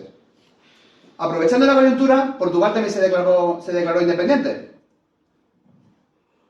Y esta vez, Felipe IV pues organizó lo mismo, tercios de la milicia. Organizó 10 tercios de la milicia de Galicia, que como digo eran de donde más soldados salían en aquella época. Algunos pasaron a Flandes después. 4 tercios de Extremadura, 2 tercios de León, 2 tercios de Málaga, perdón, de Granada, uno de Granada y uno de Málaga, y uno de Asturias, que dio un resultado nefasto, porque al año siguiente habían desertado todos. ¿Qué pasó? Pues que estos tercios no consiguieron derrotar a los portugueses. Primero porque les habíamos dejado 12 años de margen para que se fueran entrenando, porque hasta que no acabó la guerra de Cataluña no les metimos mano, y cuando le quisimos meter mano ya fue imposible. Perdieron la guerra. Como les digo, un error de Felipe IV de que no traerse a los tercios de Flandes y de Italia para dar caña en Extremadura. Al final, perdimos Portugal. Tenemos que haberlo hecho al revés. Habernos asegurado a Portugal, que conllevaba el imperio, Brasil, la India, la isla de las especias, o sea, es súper rico. Y haber dejado Cataluña para los franceses. Como ya les digo, luego los catalanes se arrepintieron y nos pidieron ayuda. Pero, un error. Cuando acabó la guerra de Portugal, solo quedaron en activo 5 tercios. Estos, los de las milicias de Castilla y de Andalucía. Como fueron los primeros que llevaron uniforme, pues el pueblo español, que tiene mucha gracia, les puso de sobrenombre el color de la casaca. Entonces, el tercio de Madrid les llamó el tercio de los colorados. Al de Córdoba, el de los verdes. Al de Toledo, los azules. Al de Burgos, el de los amarillos. Y el de Sevilla, el de los morados. Este tercio de Sevilla era el regimiento de Olivares, que en 1662 se había transformado en tercio, igual que los demás. Los demás regimientos de la nobleza habían desaparecido, pero este se transformó en tercio. y le cupo el honor de llevar el nombre de la ciudad de Sevilla. En 1694 volvió a haber guerra, esta vez en Cataluña, y se crearon 10 nuevos tercios provinciales. Y como ya no había más colores del arco iris, pues repitieron. Entonces el tercio de los Gibraltar le llamaron los colorados nuevos, al de Valladolid los verdes nuevos, al de Sevilla los azules nuevos, etcétera, etcétera. Y además aparecieron 2 nuevos tercios vestidos de blanco. Y ese color le encantó a Felipe V. Y dijo, mi infantería la quiero de blanco. Y desde 1706 hasta la Guerra de la Independencia, toda la infantería vistió de blanco. Luego se cambió al azul. La idea de Felipe V, que tampoco estábamos viendo aquí, era diferenciarlos de los ingleses, que se habían vestido de rojo, los rusos se habían vestido de verde, los prusianos se habían vestido de azul, los suecos se habían vestido de amarillo y los franceses se habían vestido de gris. Pero no tuvo en cuenta que durante 100 años estuvimos peleándonos solo con los austriacos, que también vestían de blanco. O sea, aquellas batallas habría que verlo. Blanco contra blanco. En fin, bueno, como vamos de tiempo. Y cuarto. ¿Sigo? Sí. Bueno, al contrario de lo que ustedes piensen, los tercios no eran solamente un producto exclusivo de Europa, había también tercios en América, como vamos a demostrarles ahora. Obviamente, cuando llegó Colón allí, llegó con 3 carabelas y un puñado de marineros, eso no daba para crear un tercio. En la segunda expedición ya se llevó, lástima que no se vea, 25, ya se lo digo yo, 25 jinetes y 200 infantes. Suficientes para conquistar las Antillas, porque allí había 4 caribes y 2 arawaks y además estaban peleados entre ellos, se comían los unos a los otros porque eran caníbales. Luego desaparecieron por las enfermedades y tal, total, que suficientes para conquistar a Cuba, Santo Domingo, Filipinas, etc. Perdón, Filipinas. Jamaica, Puerto Rico. La primera expedición de conquista propiamente dicha fue la de tierra firme. Tierra firme es lo que hoy llamamos Venezuela, Colombia y Panamá. Y allí marchó Pedro Arias Dávila, como ven ahí, con 30 jinetes y 1200 infantes. Y estos infantes no iban sueltos por el mundo. Donde iba un infante, iba un cabo, un sargento, un capitán y un maestro de campo. Obviamente, si en Europa no había ningún tercio, en 1513 no lo podía haber en América. Pero un maestro de campo había. Y había pues 12 compañías con 1200 soldados. Cuando los ingleses atacaron Cartagena de Indias, esas compañías se agruparon en un tercio. Tercio de tierra firme, destinado a Cartagena de Indias. Luego, cuando les digan que no existe la tercio en América, díganle, Mogaburo dice que viene. Ahí lo tiene. Cortés conquistó México con estos 16 jinetes y 600 infantes, que estaban armando de su maestre de campo, Cristóbal de Olid. 1521, no había tercios en Europa, no podía haberlos en México. México era enorme, allí fueron muchos españoles, organizados en compañías, y sobre todo en la frontera, donde estaban los apaches y los comanches. Allí estaban la mayoría de las compañías españolas, en esas cosas que se llamaban presidios. Esto no se le llamaban fuerte, a esto le llamaban fuerte los americanos, pero antes estábamos allí los españoles y le llamaban presidios. Y cuando esas compañías hacían falta reunirlas para, por ejemplo, expulsar a los ingleses de Jamaica, se reunían en un tercio. Tercio mexicano. Qué lástima que no vean ustedes esto bien. Perú. Llegó allí Pizarro con 36 jinetes y 180 infantes. Inmediatamente empezaron a llegar allí españoles, porque la leyenda del Dorado, que todos ustedes han escuchado hablar de ella, aquello era una tierra de oro y promisión. Empezaron a llegar españoles, hasta el punto de que cuando estalló la guerra civil entre pizarristas y almagristas, se formaron 6 prototercios. Ahí tienen el nombre de 5 maestros de campo. Y el sexto fue Pedro de Valdivia, que lo mandaron en el año 40 a conquistar Chile. Al contrario de lo que había ocurrido con los incas y los aztecas, los araucanos no tenían un emperador al cual le cortaban la cabeza y todo el mundo se rendía. No, los araucanos eran como los apaches. Tenían muchas tribus, cada uno en su poblado, podías matar a un jefe o a 2 y al resto le daba igual. Mejor ascendían por promoción interna. Con lo cual los araucanos nunca se rindieron. Estuvimos allí 200 años dándoles de hostia a los araucanos. Y los que le daban de hostias eran 2 tercios españoles. El tercio de Arauco y el tercio de Yumbel. Unos tercios muy curiosos porque, como Chile era tan largo, imagínense, la extensión de Chile, tenían 4 compañías de caballería y 5 de infantería o viceversa. Y aguantaron, estos tercios fueron los únicos permanentes de América. Los otros eran de milicias, pero estos eran permanentes y aguantaron hasta que Chile se independizó y pasaron como regimientos a su ejército. Con los nombres de San José y San Felipe, me parece. Hubo otras expediciones a Norteamérica, como la de Coronado allá al oeste, o a Sudamérica, como la de Orellana al Amazonas, la de Hernando de Soto a Florida, la de Mendoza a Río de la Plata, y en todas las películas ustedes verán que los conquistadores parecen aventureros desarrapados, vamos, gente que lo han cogido de una porqueriza de Badajoz y lo han mandado a meter en un barco, venga, a América, a dar de hostia. No. Eran maestres de campos, capitanes, alféreces y sargentos, del ejército español, igual que nosotros. Exactamente igual. Porque la corona no pagaba aventureros, la corona pagaba soldados. Y esta gente llegaba allí con su patente y con su oficio. Y allí mandaban tercios, compañía o lo que tocara. Cuando llegaron a Filipinas, con Legazpi, porque ya había llegado antes Magallanes, pero duró 5 minutos en Filipinas. Cuando luego volvió Legazpi allí, no se pudo llevar caballos, obviamente, porque la travesía era tan larga que los marineros se lo habrían comido. Solo llegó con 200 infantes. 200 infantes que estaban al mando de Maestro del Sao, un maestre de campo.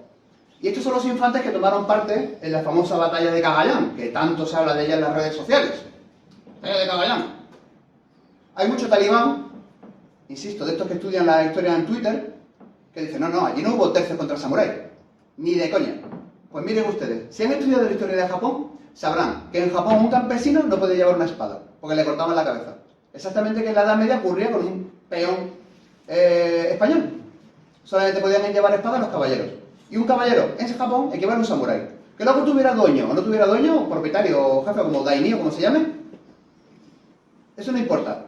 Si no tenía jefe, se convertía en un ronin. Y luego podía actuar de pirata o de lo que quisiera. Pero era de casta samurái, porque el ser samurái no era un oficio, era una casta. Igual que los dos caballeros en España. Así pues, samuráis sí que hubo en Cagayán. Pero es que además los soldados españoles, anda, pertenecían al tercio de Filipinas. Ese que todo el mundo niega que existió. Tercio de las islas Filipinas. No lo digo yo, lo dice el archivo de Simancas. No solamente hubo un tercio en Filipinas, hubo dos. Porque en 1606 la compañía holandesa de las Indias Orientales conquistó, le quitó a los portugueses las Islas de las Especias. Y como pertenecía Portugal a España, pues el rey dijo, oye, capitán general de Filipinas, venga, para allá a reconquistar aquello. Y mandó allí 3.000 soldados de la guarnición de Filipinas, que constituían un nuevo tercio, el tercio de las Molucas. Así que no sé si cuántos tercios ya hemos hablado, 6, 7 tercios que había en América o en ultramar, esos que todo el mundo niega que existieron.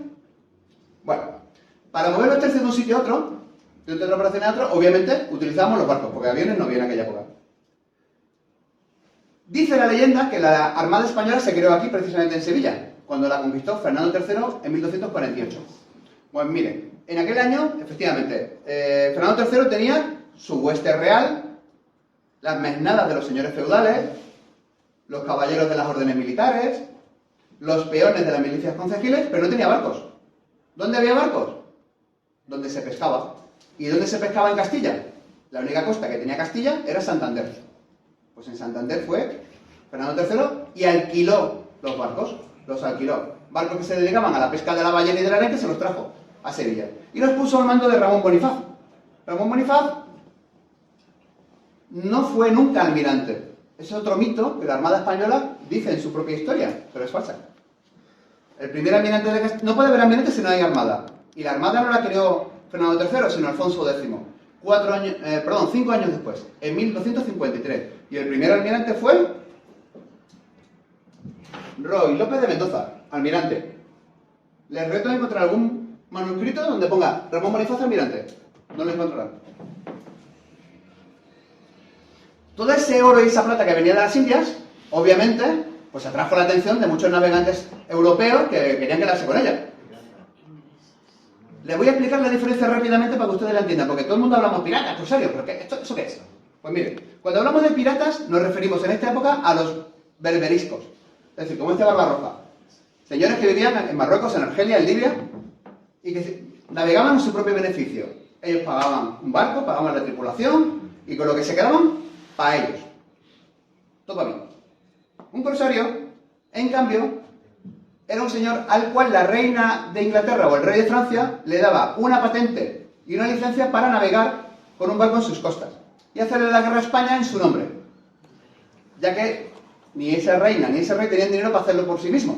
Entonces, digamos que subcontrataban la guerra con estos señores. Lo que hoy diríamos como Blackwater, como los mercenarios, ¿no?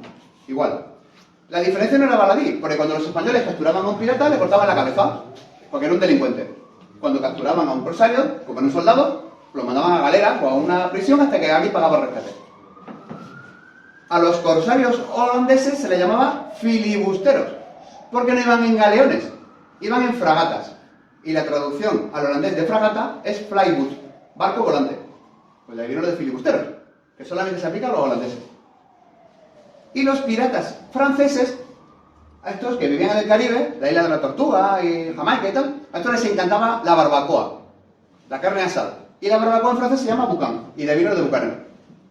Bueno, pues ya sabemos la diferencia entre unos y otros, tendremos que saber que Fernando el Católico ya dijo, no, aquí bucaneros, piratas y tal, en mis costas ni uno. Y creó la Armada Guardacostas de la costa de Granada, la armada que guardaba la costa de Granada, aunque tenía su base en Málaga, que era el puerto más importante del Mediterráneo, español. En esa armada solamente había galeras, que eran unos barcos que, como ven ustedes, todo el espacio del barco lo ocupaban los remeros. Por lo tanto, ahí no podía vivir un tercio embarcado, como dicen algunos historiadores de mucho prestigio. No hubo nunca un tercio embarcado con galeras. Nunca. Ni siquiera una compañía. Se sacaban soldados del tercio de Nápoles para las galeras de Nápoles. Se sacaban soldados del tercio de Sicilia para las galeras de Sicilia. Se sacaban soldados del tercio de Lombardía para las galeras de Génova. Y por supuesto los soldados que guarnecían la costa de Granada embarcaban en las galeras de la Armada Guardacosta de Granada. ¿Cuántos? Pues fíjense ustedes, ¿cuántos soldados entran aquí? 20, 30. No tienen sitio para sentarse. Tienen que ir de pie todo el rato con las armaduras puestas. Porque todo esto está ocupado por los remeros. Esto tiene 1 metro de altura. Eso es para la carga y para el agua. Y ahí detrás iban los oficiales al cuerpo de rey. Con lo cual los soldados no podían vivir en la galera. La galera era como hoy día cuando nos vamos al Líbano, en un 737 de estos de ir a Europa. Nos montamos, nos llevan allí y nos sueltan. Pues la galera igual. En 1521 se creó otra armada guardacostas, pero aquí en Sevilla, para defender lo que era ya la costa del estrecho para acá, hasta Cabo San Vicente. Y ahí no había galeras, había carabelas. Y luego galeones. Y la carabela o el galeón, aunque no había muchas comodidades en aquella época, había sitio para que el soldado viviera dentro durante 2 o 3 meses. Iban a América. 3 meses navegando ahí dentro los soldados. Entonces, en esos barcos sí que había sitio para que los soldados vivieran. Ahí tiene la diferencia entre la galera más grande de la historia y el galeón más grande de la historia. La galera real, que era la de Juan de Austria en Lepanto, y el galeón Trinidad. Lo normal era la mitad, en todo. En eslora, en manga, en puntal, en hombres, en infantería, en artillería. Un galeón podía llevar hasta 500 soldados. Una galera, la de Juan de Austria, podía llevar 100. Pues eso fue un caso excepcional. Lo normal que llevaran 50 como máximo. Ya le digo, a pelotonados allí. O sea, nunca hubo un tercio de galeras porque la galera no se podía vivir. En un galeón sí. Sea como fuera, la Armada Guardacostas se disolvió porque la pagaban los comerciantes de aquí de Sevilla, de la Casa de Indias, con sus impuestos. Un impuesto se llamaba avería. Y eso no le interesaba porque encarecía la mercancía. Y cuando se disolvió, en 1561 se creó la primera armada de la Guardia de Indias que iba y venía con los barcos a América. Y esta armada sí que tuvo el primer tercio embarcado, el tercio de la Guardia de Indias. Este es el primer tercio que se creó para la armada. No un tercio del ejército que se embarca para ir de aquí a allí, sino un tercio permanentemente embarcado. Y como no estaba concebido para combatir reunido en tierra, sino siempre disperso por los galeones, compañía por compañía, pues no tenía un maestre de campo, tenía un gobernador, pero un cargo administrativo.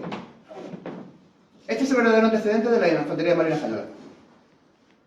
Bueno, como los piratas y los corsarios, mejor dicho, piratas allí en América no había, corsarios y filibusteros.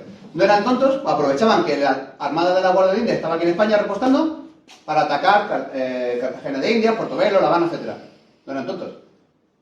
Para evitarlo, el virrey de Nueva España organizó una armada allí, permanentemente en México, que se llamó la Armada de Barlovento. Y esta es la que ustedes ven en todas las series de piratas, como Black Sails o en Piratas del Caribe. Esta es la que sale. Siempre hacemos de malos. Es una armada que realmente tuvo muy poca eficacia, porque nunca estaba en el sitio adecuado. Si estaba en Cuba, los piratas atacaban Cartagena de Indias y viceversa. Y además tuvo un pequeño problema. Nunca tuvo hombres y barcos suficientes, porque cuando reunía un número en condiciones, el rey la confiscaba y la mandaba por Europa. Por eso se creó 4 veces. Ahí tienen las fechas, aunque estén un poco mal. Y por cierto, tuvo su tercio embarcado, obviamente, el tercio de la Armada de Barlovento. El Pacífico, como su propio nombre indica, pues era una cosa más tranquila.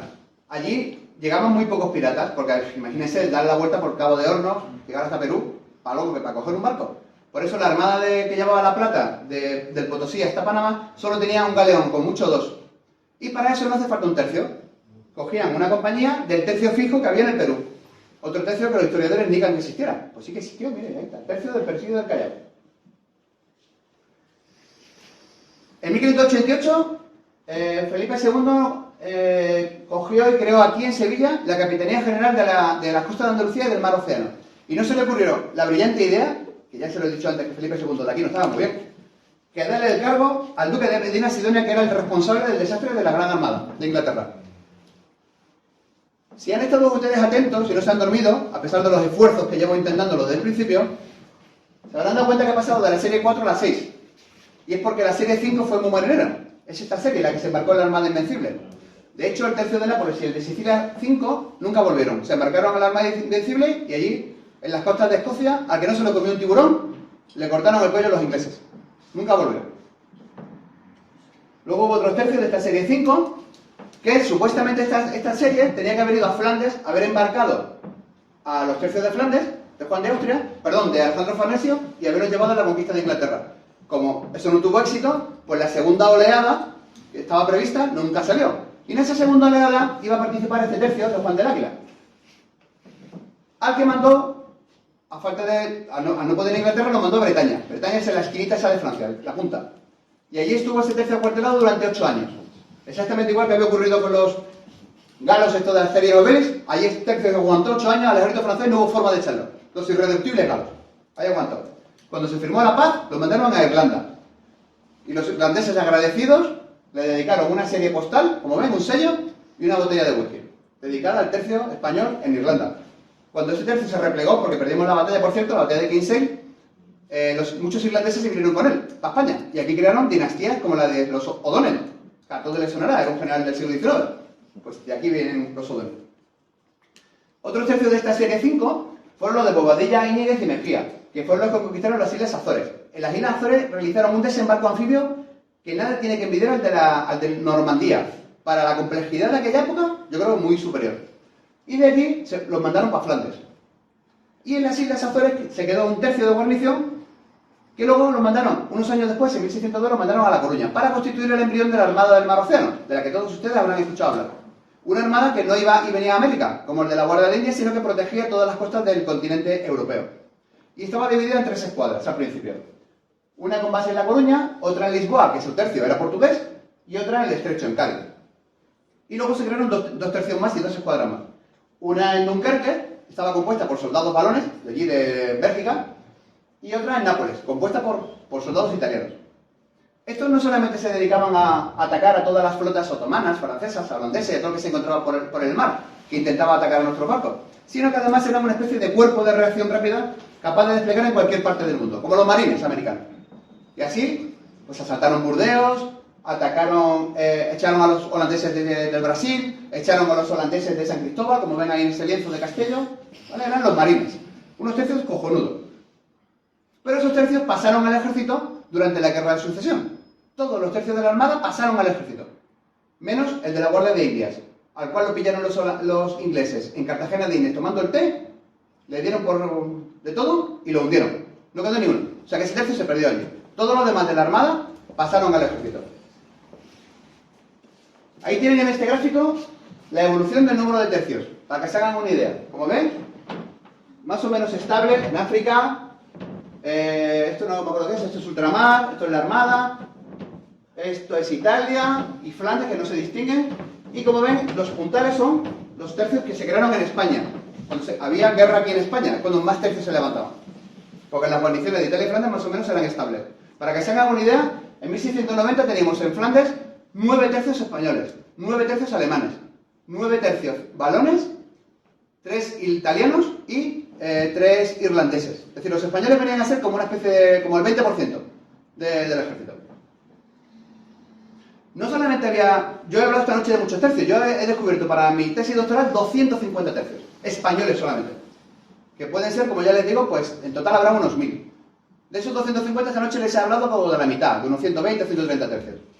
Les he hablado sobre todo de los que nacieron aquí en España, con soldados españoles, castellanos, aragoneses, navarros, pero también hubo tercios de portugueses, también hubo tercios de italianos, creados en el Reino de las Dos Sicilias, que abarcaba tanto la isla como Nápoles, en el Ducado de Milán, en las islas de Córcega y Cerdeña, en el Ducado de Parma, que era de Alejandro Farnesio, en los ducados de la Lotaringia. La Lotaringia era uno de los 3 reinos en los que dividió Carlomagno su imperio, y era la parte del centro. Ahí estaba el Ducado de Gueldres, donde hoy día está Holanda, el Ducado de Brabante, donde hoy día está Bélgica, el Ducado de Borgoña, que hoy es francés, y el Ducado de Saboya, que está partido, la mitad es francesa y la mitad es italiana. En la parte del Sacro Imperio teníamos regimientos, porque esta gente no quiso organizar tercios, organizaron siempre regimientos. Austriacos, bávaros, alsacianos y suizos, pero siempre suizos católicos. Hubo tercios de Europa Oriental, regimientos de Europa Oriental, croatas, bohemios, croatas, húngaros y albaneses, sobre todo de caballería. Hubo tercios de las Islas Británicas, primero eran regimientos y luego se transformaron en tercios. De Irlanda tuvimos una docena, y luego siempre hubo un tercio permanentemente en Flandes de ingleses y otro de escoceses. Y hubo, por supuesto, como ya hemos visto, tercios del ultramar, que eran soldados españoles pero nacidos allí, y luego eran criollos. Lo que no hubo en América eran tercios de mexicanos e indígenas, de tlaxcaltecas y toltecas y estas veces, como pueden ustedes leer por Facebook, que eso es mentira. Los soldados indígenas nunca formaron parte de los tercios, ni de los regimientos, tenían una milicia aparte, porque en aquella época eran muy racistas, los indios y los negros aparte. Los españoles, guays. Bueno, pues en 1704 llegó aquí Felipe, en 1700 llegó aquí Felipe V y dijo, esto de que haya tercios y regimientos es un follón. Todos regimientos. Y los tercios que habían nacido aquí en Sevilla, que ya hemos hablado de ellos, el tercio de Nápoles 6, el provincial de Sevilla 1 y el provincial de Sevilla 2, se transformaron en regimientos. Con el nombre, por supuesto, de sus coroneles, porque no tenían otro. Hasta que en 1718, Felipe V dijo, no, esto de que cada tercio se llame como, cada regimiento se llama como su coronel es un follón. O como su ropa, con los coronados, los amarillos, nada. Ahí cada regimiento con su nombre. Y en todos los regimientos de ese año les puso un nombre propio. Es la primera vez en la historia de España que cada unidad tiene su nombre. Y eso tenemos que tenerlo muy claro. Antes no había nombres, es ahora. Por ejemplo, al tercio de Nápoles 6 se le puso nombre por fin Soria. Al regimiento del Rey se le puso Castilla, y al tercio provincial de Sevilla, que aunque era más moderno que el otro, se le puso Sevilla. Al tener nombre, se le pudo poner un escudo. Cada uno tuvo su escudo y por fin pudieron tener una bandera. Porque todas esas banderas que ven ustedes por internet son falsas. Pertenecía a cada bandera a su capitán. Solo tenían bandera los capitanes. Cada capitán se diseñaba la suya. Con el Photoshop. Así me gusta mi bandera. Ya está. No hubo nunca una bandera de ningún tercio. Ningún tercio tuvo bandera. Cada tercio tenía la bandera de sus capitanes, que eran 12, 15, 18 o 23. Y cada vez que relevaban los capitanes, cambiaban la bandera. Todos los tercios que habían sobrevivido durante esos 200 años las guerras de Italia, de Flandes, y los que sobrevivieron durante todo el siglo XVIII las guerras en Europa, desaparecieron en 1823 porque se los cargó Fernando VII. ¿Le dio por ahí? Sí, lo tenemos que ir terminando, ¿eh? Sí, ya termino. Al año siguiente se creó un nuevo ejército, y a los regimientos que se crearon, de forma completamente aleatoria, como la lotería de Navidad, les repartió los historiales. Venga, a ti le toca el del Soria, a ti le toca el del Galicia, a ti le toca el de la Reina. Así, lotería. Hoy día hay 15 regimientos que afirman descender de los tercios. Y ese es el orden que ellos se han atribuido, sus orígenes y su antigüedad. Lamento decirles que no tiene nada que ver con la realidad. Esta es la realidad. El único que acierta es el regimiento Zaragoza, que está en Alcantarilla, en Murcia, que desciende del tercio de Lisboa. Todos los demás tienen mal su antigüedad o el tercio del que proceden. Solo uno de 16. Incluso hay tercios que dicen que vienen de unidades que no existieron. El tercio de Zamudio no existió. La compañía de Escolares de Salamanca, eso no existió. ¿Qué? Los errores unas veces benefician a las unidades y otras veces las perjudican. Por ejemplo, el regimiento de Isabel la Católica, que está en La Coruña, dice que se originó en 1872 de un batallón de cazadores, y es mentira. Si vemos al historial, vemos que ese regimiento desciende en 1943 de un regimiento que hizo la guerra civil como regimiento de infantería 29, ¿no? Y si vamos a los anuarios de la Segunda República, vemos que el regimiento 29 era el Zamora. Es decir, que el regimiento que hoy día está en Pontevedra es el descendiente del que estuvo en Rocroi y en el Milagro de Empel. Y no tienen ni puta idea. Se conforman con ser del siglo XIX. Normalmente los errores son al contrario. Regimientos muy modernos, por ejemplo, el del Rey, que aquí tenemos la orden de creación, 1632. Y eso es indiscutible, está ahí. Bueno, pues Felipe V, cuando hizo el estudio de la antigüedad de los regimientos, no sabía la antigüedad del regimiento del Rey, no la encontró, le dijo, bueno, el regimiento del Rey es el primero, después del de la Reina. Carlos III le puso ya de nombre Inmemorial del Rey. Pero inmemorial porque nadie sabe la antigüedad, no porque realmente existiera desde Adán y Eva. Gracias a Dios la historia evolucionó y en 1976, cuando el regimiento inmemorial, que había perdido su nombre porque Franco le quitó a todos los regimientos los nombres monárquicos, desapareció el rey, la reina, el príncipe, princesa, Borbón, fuera. En el 76, en la transición, recuperó el nombre del regimiento del rey y recuperó su antigüedad, 1632, que era la FETEN. Pero ese regimiento desapareció por el plan Meta y le dieron ese historial a un batallón de cuartel general que nunca había estado en un campo de guerra. Había sido creado en 1940 para Cibeles, para el Palacio de Cibeles, nunca ha estado en un campo de batalla. Lo más cerca que han visto es San Gregorio. Pero esa gente se vino arriba del regimiento del rey, inmemorial. Y se ha inventado esto. Ustedes lo pueden ver en su página web. Que desciende de la banda de Castilla, que en realidad era una unidad de caballería. Así que fíjense si la gente que se inventa la historia está equivocada. ¿Cómo va a descender de la banda de Castilla? Que además no pudieron estar en la conquista de Sevilla, como dice el historial, porque se crearon un siglo después. Antigüedad del Soria. Aquí vamos a tocar corazones sensibles, lo siento, Pepe. El Soria, que hoy está en Fuerteventura, se creó en 1996. No lo digo yo, lo dice el Boletín Oficial del Estado. Ahí está, que se ve muy mal. 1996. Y lo sé de buena tinta porque yo estaba aquí en Sevilla cuando el año anterior se disolvió el Soria que estaba aquí, en Alcalá de Bodega. Cerrado. No se trasladó, se cerró. No quedó ni el tato. Pero, por estas cosas que hacemos los militares, le dediquemos el historial, el nombre y estas cosas. Pero ese historial tiene que tener la antigüedad real del Soria, que es la que dijo el conde de Clonar y la que salía en los anuarios militares, 1591, la que siempre ha tenido el Soria. Tercio de Luis de Velasco, ese que se fue con Alejandro Farnese a París. No puede tener más. Y esa es la que tenía hasta que llegó este señor, que no era historiador, y era muy mal militar, porque eso lo echaron del ejército a patada y se fue aquí a Cuba a trabajar como periodista, y se inventó él, porque le salió, porque yo algo, año 1509, de unas compañías que llevó allí a Nápoles el virrey Cardona. Pero es mentira. Esas son las compañías de Zamute, que llegaron 2 años después, y en la batalla de Ravenna desaparecieron. O sea, toda mentira, se lo inventó. Pero, hijo, la gente se lo creyó. Pero la verdad, no es lo que dice cualquier historiador, es lo que dicen los manuscritos. Y el manuscrito original, que lo tengo yo en la lista de revistas del Soria, es 1591, no hay más. Bueno, termino con esto.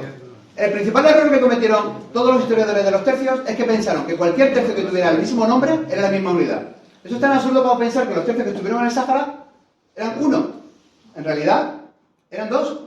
Juan de Austria y Alejandro Farnesio. De los cuales, uno sí que vino a Almería en el año 95, pero el otro no. El otro se quedó ahí en el Sáhara, no vino. En Ronda se creó otro diferente, que cogió ese mismo nombre.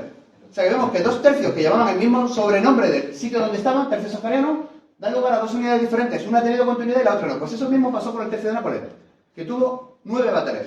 9 unidades distintas, que en algún momento de su historia recibieron ese nombre de Nápoles, pero no tienen nada que ver unas con otras.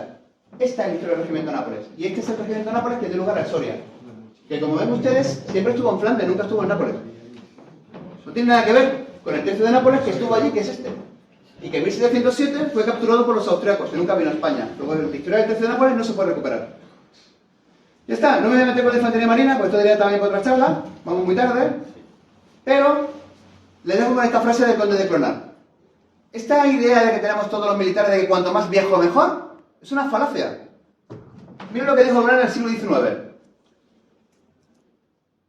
La pretensión de inmemoriabilidad es una idea utópica, que en el tribunal de un criterio ilustrado puede calificarse como un alarde de vanidad pueril y un insulto a la historia. La historia es la que es, no la que nos gustaría que fuera. Y hasta aquí puedo leer. Si quieren saber más...